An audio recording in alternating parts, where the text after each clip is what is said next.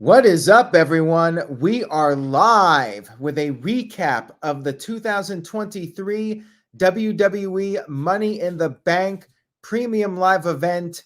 It is 4th of July weekend, so I must warn you, you might hear some fireworks in the background. There were definitely fireworks at the end of this show and throughout this show, for that matter. Let's get right into this Money in the Bank recap. And for those of you leaving super chats, very much appreciated. I will try to get to them in a timely manner and when it's the right time to bring up the topic. Anyways, let's get started. Our opening match was, interestingly enough, the men's Money in the Bank ladder match. I feel like over the years, the women's match goes on first, but this year they started it with the men's Money in the Bank ladder match. Everyone got a great reaction. LA Knight got like a Steve Austin or The Rock reaction. The only person that the crowd did not like was Logan Paul. He got booed out of the building, as people might expect. It was a really fun match here. Butch was very over with the crowd. He came out there with the Brawling Brutes, and he had a cricket bat, which he was using during the match. At one point, Logan Paul was able to talk Damian Priest into working together, and they did for a little bit, but then Priest was basically like, F you. Priest may be a heel, but Logan Paul is such a heel that Damian Priest wants nothing to do with him. That alliance did not last long. But it almost did backfire on Priest for a while, because Priest ended up laid out on a ladder bridge. Logan Paul jumped off the apron with a frog splash onto Priest. Crowd was impressed with the move, but they chanted, "You still suck at Logan." And then Butch had another highlight. There were several highlights. Butch had a sleeper hold applied, and he was laying on a ladder bridge in the ring, and Ricochet did one of those springboard 450 splashes, whatever degree splash it was. Springboard splash onto Butch. And then later on, Butch climbed up a ladder on the outside of the ring, and he did a moonsault off the ladder onto like 5 guys below. Then we had LA Knight on the verge of winning a few times. He was climbing up. Damian Priest tossed him off the ladder, climbed back up, and grabbed the briefcase to become Mr. Money in the Bank.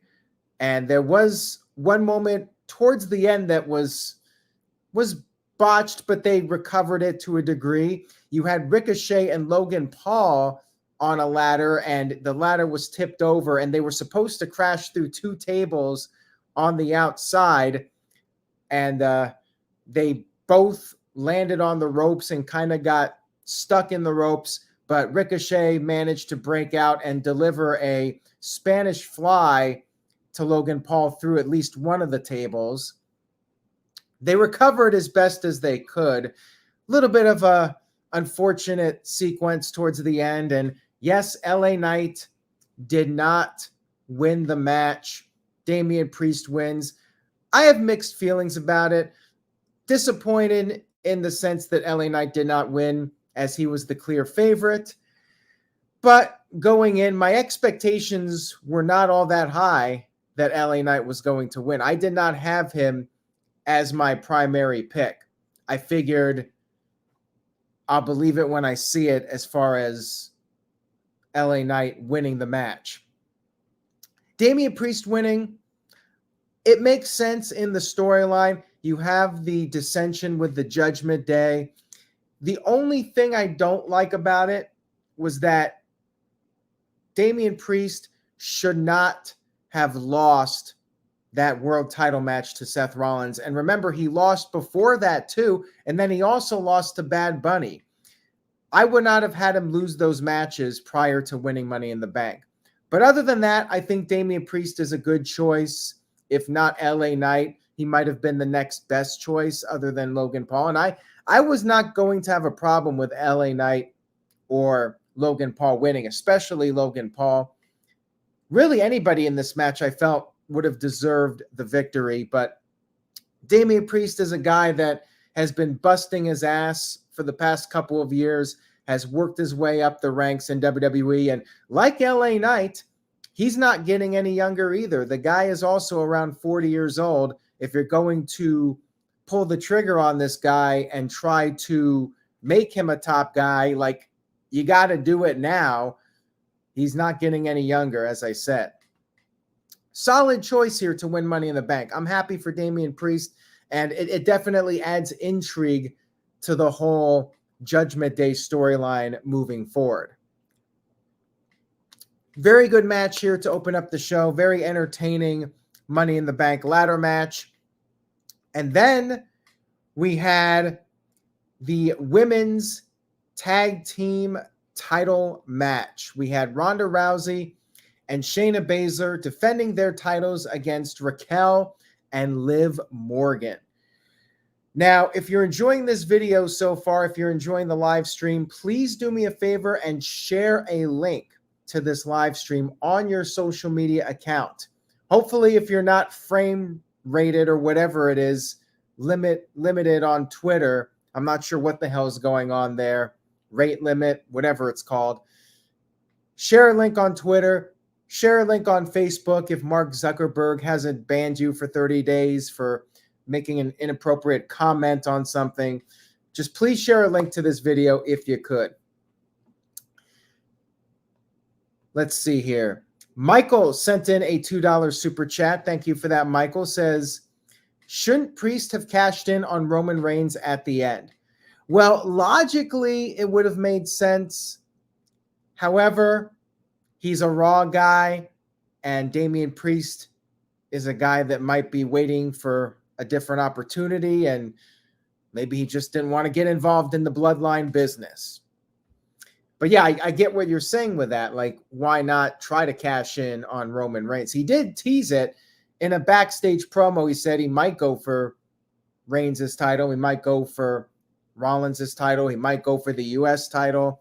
But I would like to see the Money in the Bank holder carry the briefcase for a while, not cash it in immediately. Let him hold it for 6 months to a year. I mean, it's been a while since we've seen that. Anyways, let's get to this tag team match. Shout out to Next Stage Arcade for sharing a link to this. Thank you for that. This was a very surprising match. It was your basic tag team match. Raquel and Liv had some early momentum, but then Shayna Baszler started targeting the shoulder of Liv Morgan, which she was injured from, just returned.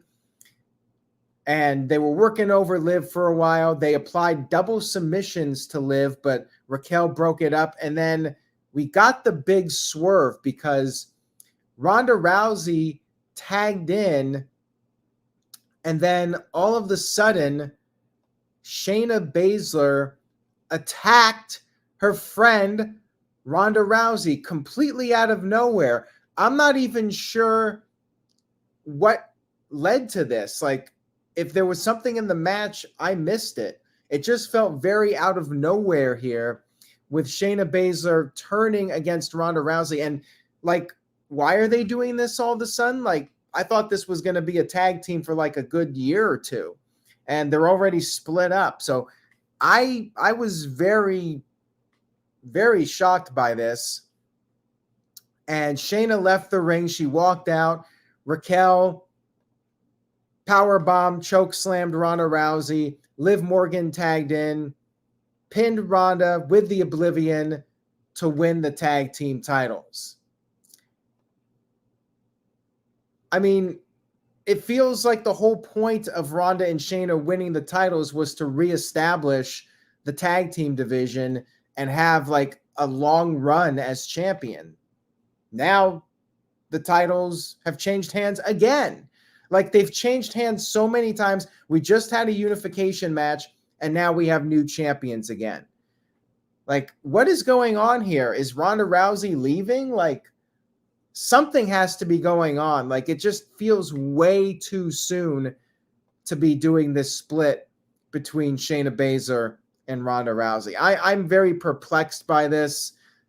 Liv Morgan and Raquel are once again champions, but like, I don't know what's going on here. And I thought Raquel was going to be pushed as a single star. I'm confused. I'm definitely confused by this whole thing. TJS sent in a $9.99 super chat. He did say save for the end, but I am going to read it off now because I missed that. He says, feels like none of the matches got out of first gear. Main event could have been 10 minutes shorter, tired of the ref bumps, and Damian Priest could have ended a 1,000-day reign. Fool for no cash in. Well, like I said earlier, I get the criticism of that. Why did Priest not try to cash in at the end? Maybe he wants to focus on the Raw World title, and maybe he was just tired. Maybe he wanted to go home and take a nap. I don't know.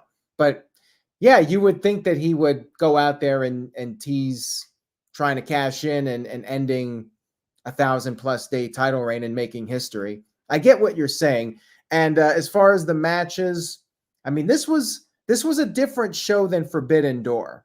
It was definitely more focused on storylines than going out there and having, 30-minute matches. And then you complained about the 1 30-minute match. But we'll talk more about this in just a few moments. We'll talk more about the main event and some of the other matches on the show. Thank you, TGS, for the generous super chat. I do appreciate it. All right, let's move on here to, real quick, Michael sent in a $2 super chat. Thank you for that, Michael. Michael says, should have just had Dawn and Fire win the gold. I'm with you on that. Like, that makes that booking decision even more mind-boggling. Like, you could have really established Dawn and Fire as the tag team, the new hot tag team, literally hot tag team with Fire as part of the group. And you could have established new stars right off the bat. Like, shouldn't Raquel be a singles competitor? The whole thing, something's going on. Like, there's got to be more to this behind the scenes that just hasn't come out yet. It really feels like that. I really want to know what their reasoning was for this split between Ronda and Shayna Baszler. So anyways, we had Gunther going up against Matt Riddle for the Intercontinental Championship. And this is something that TJS brought up that I think applied to this match. Really felt like this one could have been a great match, but it really never got out of first gear. It was almost like a TV match. Riddle had his ankle taped up. And the story in this match was that Gunther was targeting that ankle injury and exploiting it, and he ripped off the tape, and he actually chopped the tape. Riddle did get in some offense, but then he landed on the bad ankle, and Gunther, like I said, chopped the ankle repeatedly and then applied a submission, and Riddle tapped out. And like I said, it felt like a TV match. Never really got out of first gear. It was good, and the crowd, of course, was very hot for the entire show, by the way. But yeah, this match didn't really need to be on the pay-per-view, in my opinion. I think that this is one they could have cut out and just had 6 matches. Riddle, I'm not sure what's going on with him, but he really needs a character change, like a heel turn or something. Riddle has just been treading water, in my opinion, over the past several months since coming back, actually. And really before that, too. I mean, once Randy Orton was gone, Riddle has kind of just been there. And I feel like the whole stoner routine has run its course. We'll see what happens next with Riddle.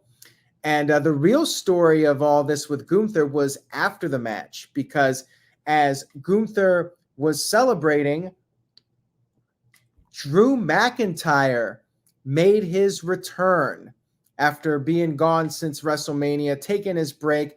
Michael Cole said that the rumors about Drew McIntyre's demise in WWE are not true. McIntyre got in the ring, clearly has unfinished business from WrestleMania after losing that triple threat with Gunther and Sheamus.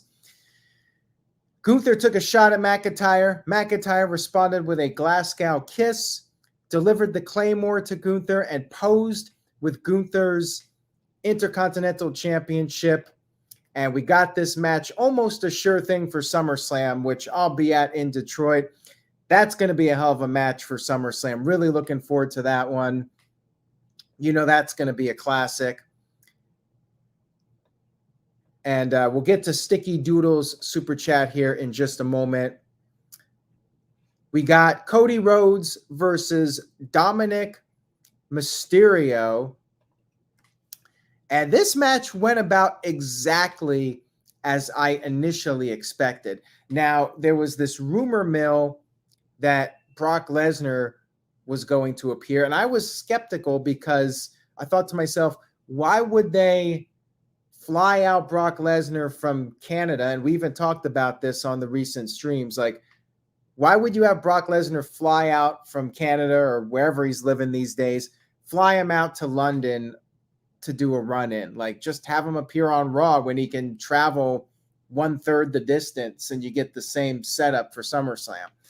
So I was skeptical of that report, but it was out there, and it was more than one outlet that was reporting that he was going to be there. And also there was a report that he was going to interfere because Cody and Dominic was going to be the main event match of Money in the Bank, which I was also skeptical of, because why would you put that after the Bloodline? Even if Brock Lesnar's showing up, you're really going to put Cody and Dominic above the Bloodline? Like, it just wouldn't make any sense other than Brock Lesnar showing up. But even still, like, just looking at it on paper and you're putting the lineup together, why would you put that match ahead of the Bloodlines match?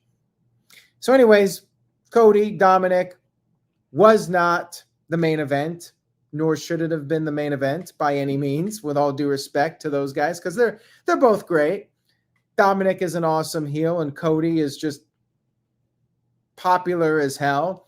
He came out there, crowd was singing his song, and Cody was really enjoying the moment. You know, it was, like I said, very much what people were wanting to see out of this. Cody Rhodes beating the hell out of Dominic.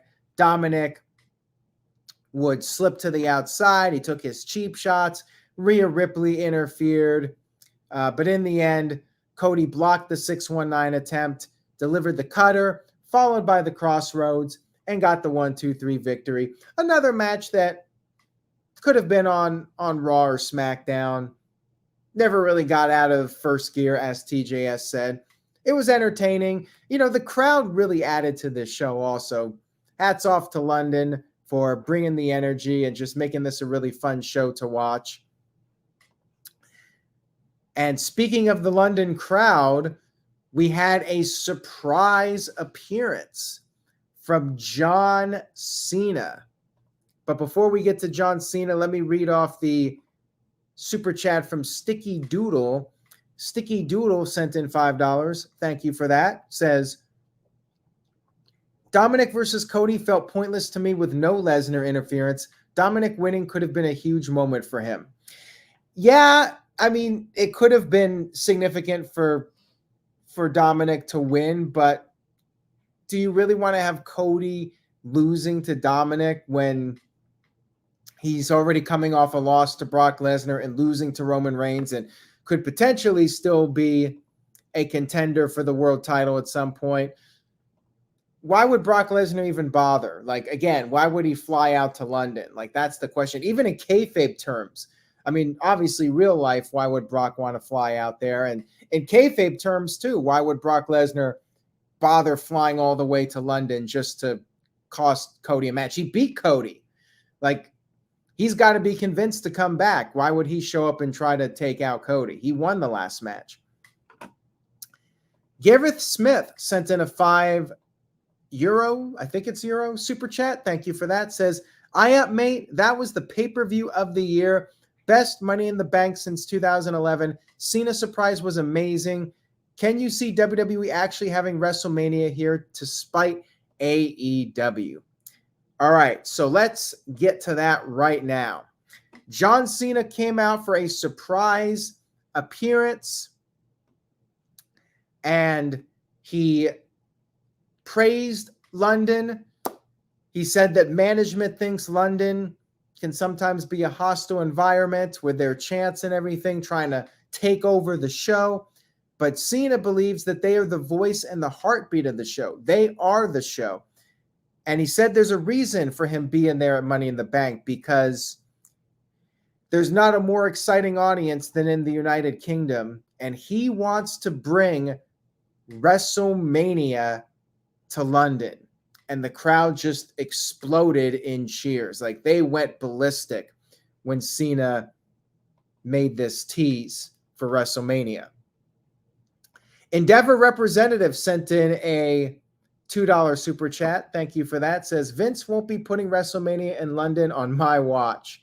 Well, it might be out of your hands, Endeavor representative, because the fans spoke loud and clear. Now, why is WWE doing this now? A lot of comments I saw on Twitter from people that were not rate limited and comments on Facebook. Is this because of AEW? AEW books Wembley Stadium. They sell 65,000 plus tickets. It's one of the biggest wrestling gates of all time. It seems awfully fishy, the timing of this. Like, WWE feels they have to beat out AEW now and break that record, which, I mean, no doubt they would. Like, if WWE runs Wembley Stadium, they're going to completely sell it out. And with their ticket prices, they'll surpass AEW's number. So is this done now because they're on a mission? We have to beat AEW and beat that record. I think AEW is definitely a factor. WWE has probably been considering WrestleMania in London for a while now. Like, they did Clash at the Castle, and I think that was a big test. Doing Clash at the Castle, running a premium live event at an earlier time in the United States, which, again, I'm a big fan of personally, because I wouldn't say hate, but it's tough to do the live streams so late at night. Look outside. It's still daylight out right now. I'm loving it. I'm all for these afternoon pay-per-views in the United States. And if that means they have to go to England for it, go for it. I'm all for these early pay-per-view events. And apparently I'm not the only one. Clash at the Castle was a huge success, big viewership on Peacock. And then they booked London for Money in the Bank. They did a second premium live event in the United Kingdom. And based off of the buzz for this show, I think they did another huge number. And now I think because these shows have been successful, they feel like they can do WrestleMania in London and have it be successful and have that viewership in the United States. I think that was their big fear. Would people actually tune in earlier in the day for WrestleMania? And I think the answer is a resounding yes. So is it going to be WrestleMania 41? Can they book it that soon? Time will tell. Caleb Jacobs sent in a $5.12 super chat. Thank you for that, Caleb. Says, back-to-back years for Liv Morgan winning a championship at Money in the Bank.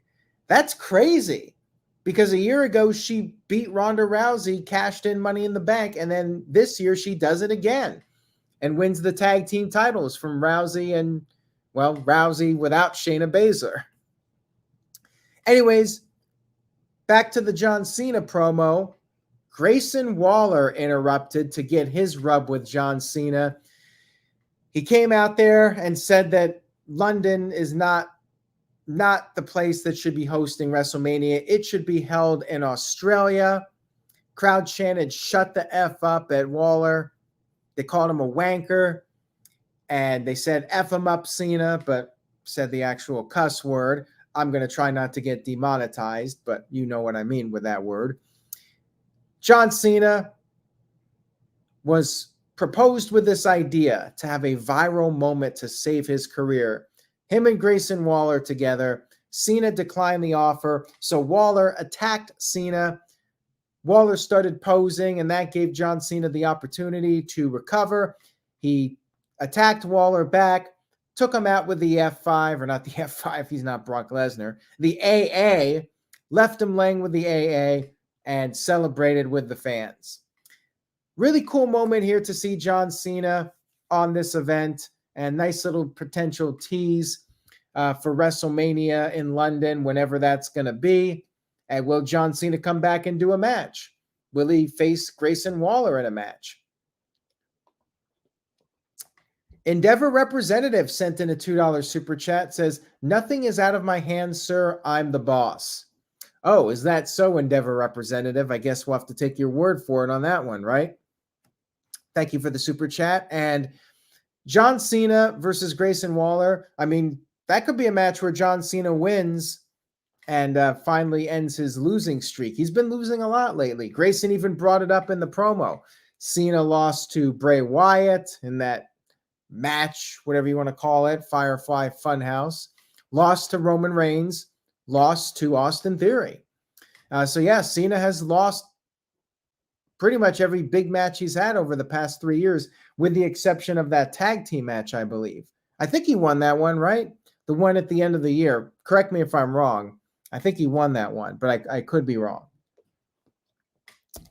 All right, so now we move on to the women's Money in the Bank ladder match. And this one I felt was more story driven than doing spots. And this might be a controversial take, but I actually think I liked this one better than the men's Money in the Bank.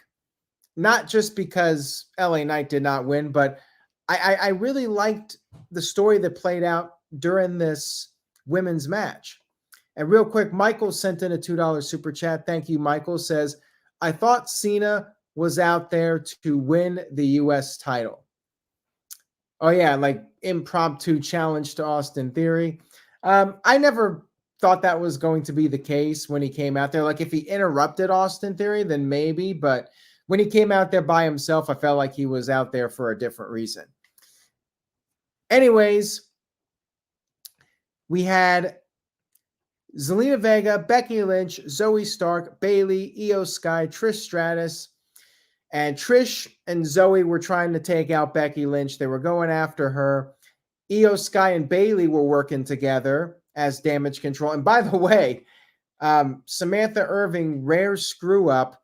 She referred to Bayley as a member of the Judgment Day. Whoops. That'll be on the next Botchamania for sure. Now, at one point, Zoe Stark got some handcuffs, and she was going to hook Becky up to the ring rope, but Becky was able to fight out of it. Becky had the one half of the handcuffs already hooked in as the match continued, but she ended up giving a manhandle slam to Trish onto a ladder bridge outside, and then Zelina Vega climbed up a ladder. Zoe Stark went after her, but then Zelina gave Zoe a code red onto the ladder bridge below. That was a pretty cool spot with them. Zelina got her big moment in the match. And then Io was on the verge of winning, but Bayley betrayed Io, tipped over the ladder, and then climbed up the ladder. Becky Lynch went after her, and then Io ended up handcuffing Bayley to Becky. Becky still had the handcuff on, and this was a really creative finish. Whoever came up with this major props. This was one of the most creative finishes I've seen for a ladder match, period. So Becky and Bayley were handcuffed together. They were stuck, and Io Sky climbed over Bayley to climb up the ladder and grab the briefcase to win Money in the Bank. So in this case, the favorite to win, the sentimental favorite and the betting odds favorite, Io Sky wins Money in the Bank. Great stuff here. I have no complaints with this. I think she was a great choice to win, and I thought the finish was really well done. Endeavor representative sent in a $5 super chat. Thank you for that. Says, correct. I'm the boss. I have fired the entire board and have taken away their pensions. I will never be suspended again. I bet you thought I was gone. Well, Endeavor representative, you are a very powerful person, but can you overcome Elon Musk and the rate limits on Twitter? That's what I need to know at this point. Can you get past that? Can you tweet or browse Twitter even without being limited? Let me know if you can or not. All right, we move on now to the world title match, and this show was going on for a while. I thought I was going to be going live at like 6 o'clock. I was a little bit naive with that one. This show did go on longer than I expected. Seth Rollins versus Finn Bálor for the World Heavyweight Championship. Rollins' ribs were taped up, and Bálor was targeting the ribs, going after Rollins.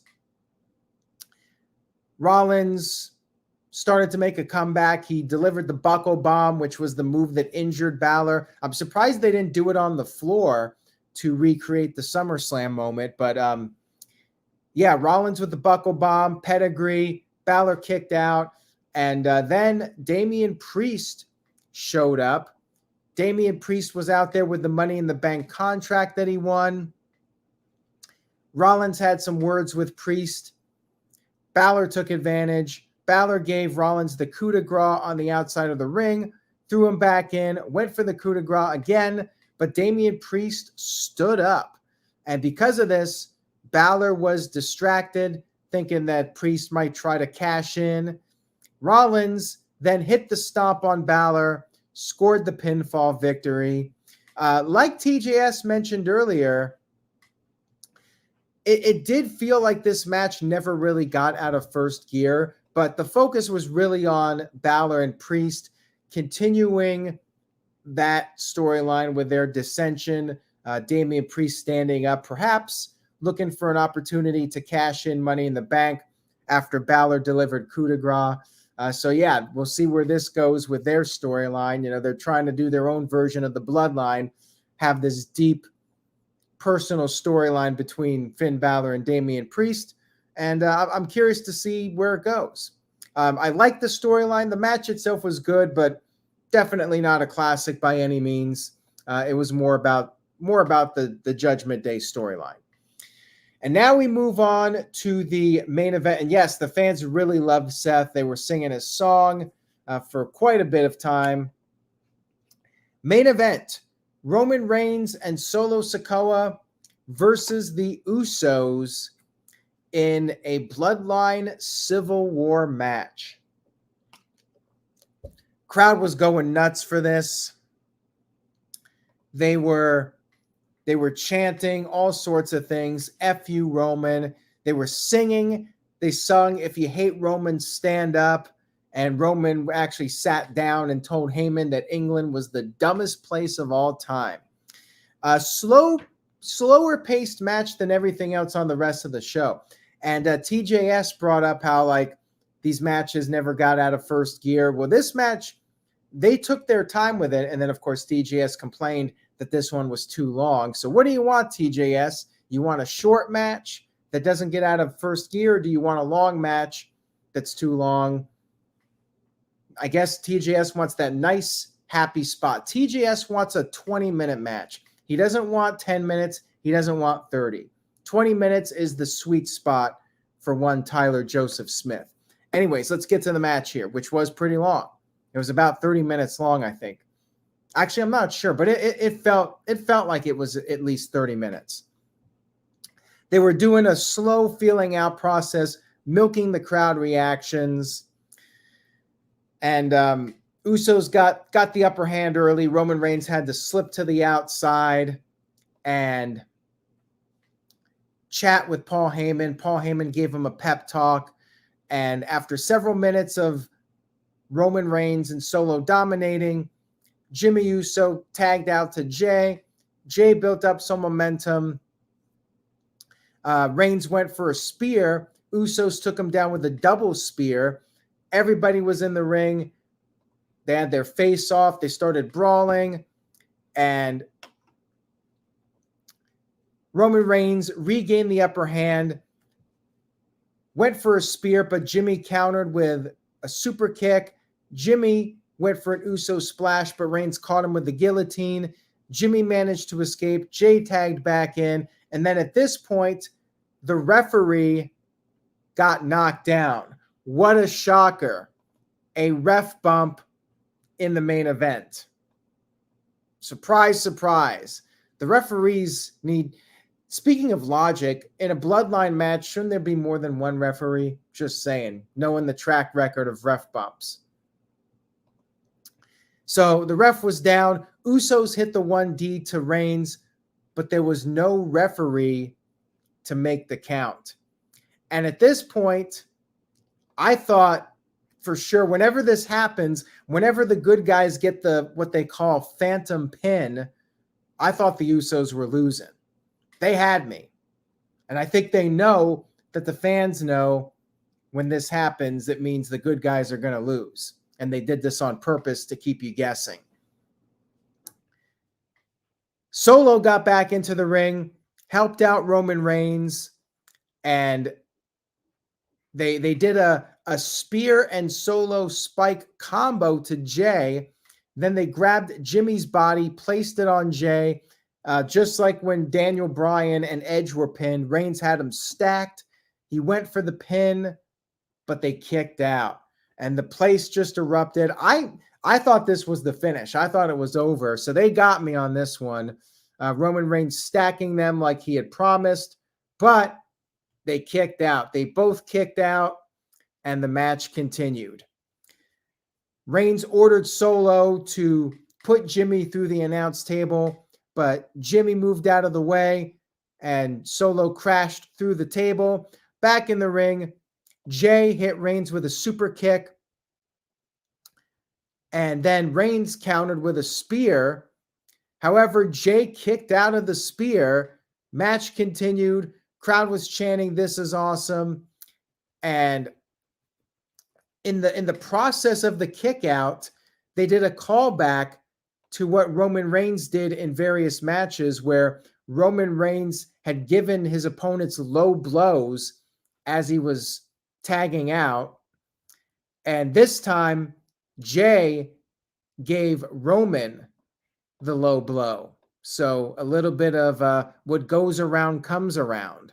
Karma for Roman Reigns. Referee, of course, did not notice it. The Usos came in with multiple super kicks to Roman Reigns. And then Jay went up top, hit the big Uso splash. 1, 2, 3.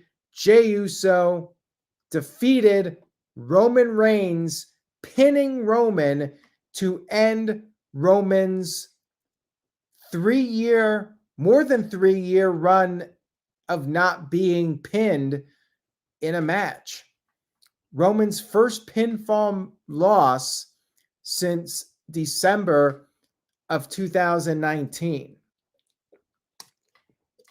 Huge moment here, and this is what I was thinking would be the best scenario, to have Jey Uso beat Roman Reigns, and now Jey can get his rematch against Roman Reigns. 3 years in the making, because you think back to the beginning of Roman's title run, they had that match, Jey Uso versus Roman Reigns, during the pandemic, Thunderdome, no fans, and now 3 years later, you run it back, only this time you have all this story that you've told And now you have a stadium, 45,000 plus fans to witness this. This was an excellent match. Great storytelling as usual from everybody involved. Everything about this was amazing. And let's get to these super chats here. I think the match was the right amount of time. Like they let it cook. They didn't rush through it, and they took their time with it for sure. Next Stage Arcade sent in a $5 super chat. Thank you for that. Much appreciated. Says, WWE stretching out these Roman main event matches as much as they can. Glad to see the Bloodline fall. Well, if anything, I think they've been pacing the last several months really well as far as the Kevin Owens, Sami Zayn storyline, as well as the Bloodline implosion, the Bloodline falling out. I feel like before the Sami Zayn storyline got hot, definitely the Bloodline felt like it was starting to get stale, like early 2022. But once the Sami Zayn storyline kicked into high gear, I think they've paced it really well. And Mr. Anderson sent in a $5 super chat. Thank you for that. Says, great main event. Had me thinking it was over several times, but kept going, and the true tribal chief, Jey Uso, won the match. But the question is now, is Jey Uso the guy? This is why I thought it was the right call to have Roman lose in this match, because Jey Uso, under normal circumstances, you don't think he's going to be a world champion. But now he has that distinction of being the first guy to pin Roman Reigns in over 3 years. That is huge. And in storyline and kayfabe terms, that makes him a legitimate number one contender when you beat the champion. And unlike what typically happens, where the champion loses all the time in non-title matches, this is the first time it's happened where Roman has been pinned in a non-title match. So in this case, it's huge. It actually means something because they haven't done it up until this point. And somebody like Cody Rhodes or The Rock, if somebody beats Roman at WrestleMania 40, like they don't need that. They don't need to be the guy to pin Roman Reigns going in. I think Jey Uso needed it because he's primarily seen as a tag team wrestler, and he really needs to earn that shot at Roman Reigns. And now he can say, I beat you, Roman. You are beatable. And that's the story you set up heading into SummerSlam. Building Nexus sent in a generous $10 super chat. Thank you for that, Building Nexus. Says, I think Roman Reigns might completely lose his sanity by the end of the year. Oh, yeah, for sure. And the question is, what's going to happen with Solo Sikoa?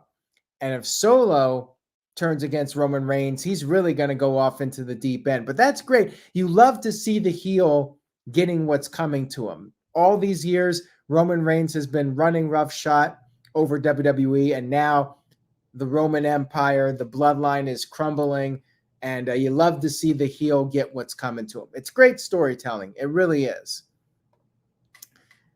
Walter Cruz sent in a $5 super chat. Thank you, Walter. Says, I got this wrong, but I love that Roman took the fall. Now the briefcase means something because Roman is no longer invincible. Now it's believable. Very true. I mean, the Money in the Bank is also something that can come into play here too, although I really don't see Damian Priest going after Roman Reigns. He should in kayfabe terms, but I think he's going to be focused on his situation with Finn Bálor moving forward. Caleb Jacobs sent in a $3 super chat, says, Roman is no longer undefeated. It was time. Thank you for the super chat, Caleb, and I agree with you. I think Jey was the right person to beat Roman Reigns in this case to set up SummerSlam. I think the timing was right, and Jey was the right person to do it. So I do agree with you on that comment. Michael sent in a $2 super chat, says, Fatal 4-way for the title at SummerSlam. Not this show. Like, they could still do that, but I really think now, especially since Jey pinned Roman, you have to run back that match that happened 3 years ago now and do it in front of a crowd at SummerSlam. I definitely think you need Roman Reigns defending his title against his former right-hand man, Jey Uso, at SummerSlam. But yeah, maybe after that, you could do a fatal four-way match with all 4 members of the Bloodline. Would not surprise me if they do that. And the Game is on 100 sent in a $2 super chat. Thank you for that. Much appreciated. Says, Virtue must be irate with Roman getting pinned. I don't think so. It's just a matter of finding it hard to believe that Roman will lose, just in general. But I don't think Virtue has a problem with Roman taking the fall to build up Jey as a contender for a match for the world title at SummerSlam. I think Virtue is completely fine with that. That was Money in the Bank, London, England. Great atmosphere, and overall great show. My own criticisms, one of them being that some of the matches felt like they were glorified TV matches, but main event, absolutely brilliant. And Building Nexus sent in a $5 super chat. Thank you for that. Says, how about at SummerSlam, Roman beats Jey, but Solo accidentally spikes him after? Well, they could do something like that. I mean, they're probably going to have a ref bump again and the usual shenanigans. But yeah, I mean, I could see the heat focusing on Solo at SummerSlam, or maybe they set something up with Jimmy versus Roman, and then Solo has a falling out with Roman. But I definitely see more friction and dissension between Roman and Solo in the coming months. I still don't think Jay's going to be the guy to beat Roman, but they certainly, if they're going with this match, I think this was the right call to have Jay beat Roman to build him up as a serious number 1 contender. So all in all, my letter grade for this show is an A-. Not perfect, but a hell of a show, and some wrestling purists might disagree, but I liked it better than Forbidden Door. Forbidden Door had better wrestling overall, but Money in the Bank had better storytelling. And at the end of the day, I'm personally more invested in the storylines and moving the stories along and developing the characters and all that. And Money in the Bank really delivered when it came to the storytelling. So you had some entertaining matches too, the Money in the Bank ladder matches, and the undercard was solid. Like, there were no bad matches on the show. Even the women's tag match was decent for what it was, although I'm still confused about that. The This Guy Experience sent in a $2 super chat. Says, sent the email, Shayna needs to go over Ronda. Well, maybe she will. I mean, I don't know what they're doing with that. Maybe we'll find out. Maybe we won't. But yeah, hopefully they're going to do something with Shayna coming out of this. And I really don't know what you do with Ronda at this point. Like, I felt like the whole point of keeping Ronda around was to try and elevate the tag team division. Gomer Kyle sent in a $2 super chat. Thank you for that, Gomer. Says, as always, thanks for these reviews. Cheers. I appreciate it, Gomer. Thank you for the super chat. Thank you all for watching. If you enjoyed this video, please give it a thumbs up on YouTube and leave a comment on YouTube. Let me know your favorite match and your least favorite match and your overall favorite moment from the 2023 Money in the Bank Premium Live event. And remember, NoDQ.com will keep you updated on the latest wrestling news and rumors. Say yes to NoDQ.com, and I will see you all next time.